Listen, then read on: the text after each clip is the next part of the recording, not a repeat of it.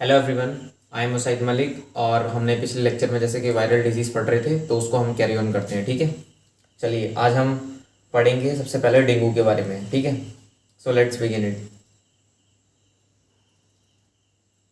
Dengue fever, आप ये देखिए फ्लो चार्ट में इसमें क्या दे रखा है। डेंगू फीवर पहले किससे होता है ये आप ध्यान रख लीजिए। ये एडिस मॉस्किटो से होता है, ना कि एनाफाइलिस फीमेल मॉस्किटो से होता है। ठीक है, एडिस इजिप्टी।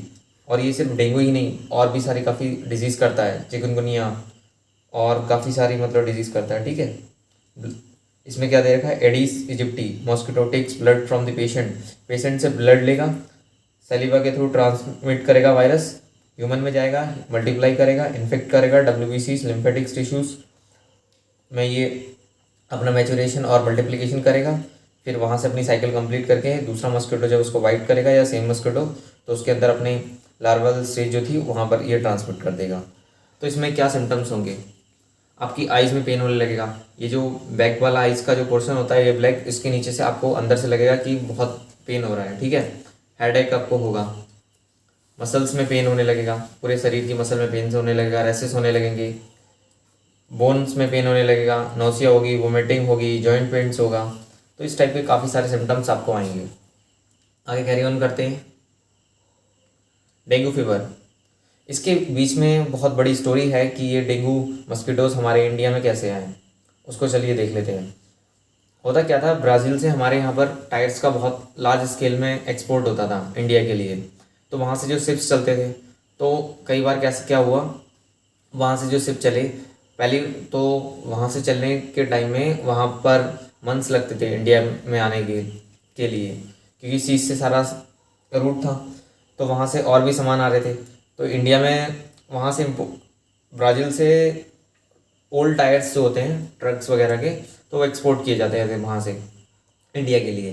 तो जब वहाँ से एक्सपोर्ट होते थे तो शिप्स में आते थे, रेनफॉल होता था, बारिश होती थी मंथ्स तक। जो वहाँ के वो मस्किटोज़ थे बिग साइज के, तो वो उसमें पनपे। उसके बाद उनका कई कई बार रिप्रोडक्शन साइकिल वहाँ पर कैरी ऑन हुआ, जो रूट में वो आ रहे थे।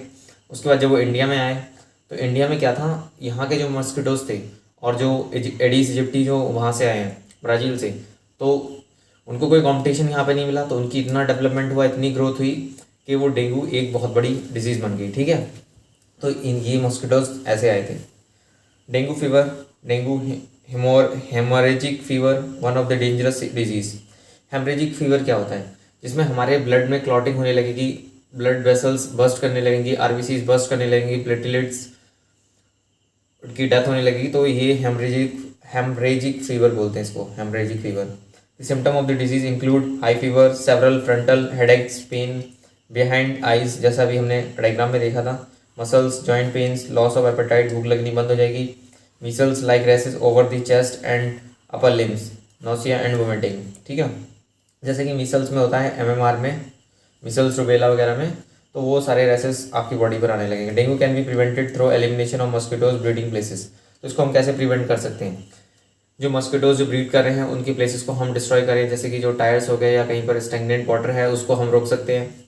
तो इस तरीके से उसको हम प्रिवेंट कर सकते हैं। तो ये डेंगू का जो वायरस है उसको दिखा रखा है। ठीक है, ये इतना इंपॉर्टेंट नहीं है, बस आपको समझने के लिए बना दिया है। ठीक है, ये जी प्रोटीन्स हो गया, इसके न्यूक्लियोकैप्सिड्स हो गया, सारा कुछ दिखा रखे हैं। चाहे तो आप उसका स्क्रीनशॉट ले सकते हैं। चलिए और देखते हैं। सीवियर एबनॉर्मल पेन होगा आपको। डेंगू की कॉम्प्लिकेशंस पढ़ लेते हैं हम। ठीक है, you may have dengue complication if you experience any one of the following between 3 to 7 days after the first symptoms of the dengue occurred and once the fever has subsided। ये WHO की guidelines से हमने ये image ली है, तो इसको आप देख सकते हैं। परसिस्टेंट वोमिटिंग होगा, रैपिड ब्रीथिंग प्रॉब्लम भी आएगी, ब्लड इन वोमिटिंग, वोमिटिंग के साथ में ब्लड भी आएगा, उल्टी के साथ में फैटिक, रेस्टलेसनेस होने लगेगी, ब्लीडिंग, गम से ब्लीडिंग होने लगेगी। तो ये सारे जो रिकमेंडेशंस हैं वो WHO की तरफ से हैं। ठीक है, अब ट्रीटमेंट क्या है, ट्रीटमेंट फॉर डेंगू फीवर। ठीक है, इसका ट्रीटमेंट क्या है, drink plenty of water to avoid dehydration. Dehydration को अवॉइड करने के लिए ज़्यादा से ज़्यादा पानी पिए। और ऐसा कहा जाता है हमारे वेदास में, और क्या कहते हैं, जितना भी आयुर्वेदिक सिस्टम है वो पपाया लीव्स को या पपेन एंजाइम्स को मतलब बहुत बड़ी इंपॉर्टेंस देते हैं। उनका ये मानना है कि इससे डेंगू काफ़ी हद तक क्योर होता है। अगर आप इसका कंजप्शन करते हैं तो। और वैसे जो पपेन एंजाइम और उसकी जो मेडिसिन हैं डेंगू की, वो काफ़ी हद तक इस पर भी बेस्ड हैं, ठीक है। इसको इरेज कर लेते हैं, चलिए छोड़िए।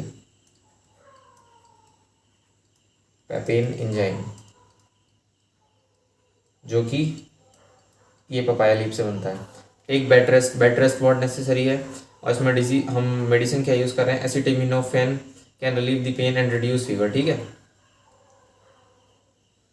तो ये यहाँ पर हमारे डेंगू की डिजीज़ फिनिश होती है, ठीक है। अब हम कैरी ऑन करते हैं आगे। नेक्स्ट लेक्चर में हम क्या पढ़ेंगे उसको देख लेते हैं, येलो फीवर के बारे में। चलिए तो नेक्स्ट लेक्चर का वेट करते हैं हम लोग।